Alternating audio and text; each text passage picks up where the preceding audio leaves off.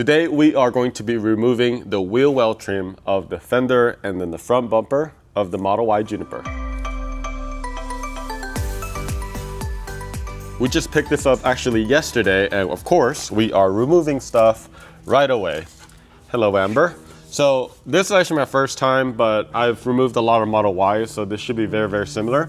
So forgive me if I make a few mistakes here and there, but there is a little pin right here. So I'm just using my trim tool right there to remove this. And then I'm gonna just check for other pins. I don't really see, ooh, I see a little pin right here. So it looks like it's a bunch of pressure sensors. So I'm gonna go ahead and start to see if I could loosen this up.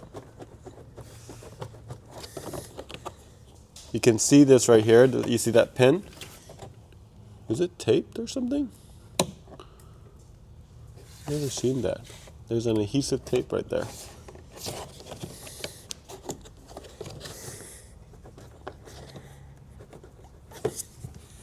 Okay, I got that side. Yep, I got this little pin right here. Typically, once you remove this bottom, it gets easier. Look at that. And typically, I do recommend taping this area. I probably definitely should have, but it's okay. I'll be very, very careful. So if you're doing this and you're a do-yourselfer, that's what I recommend. Once you get to the end, typically there's another pin at the end. Just be careful. All right. Making sure that there's no pin or anything like that.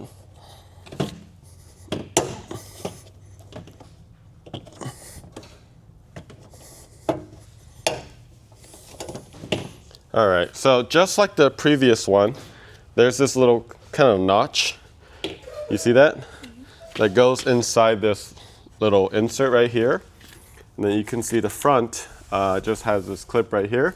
So this one's a little bit easier. The bumper is actually held by a T40 right there.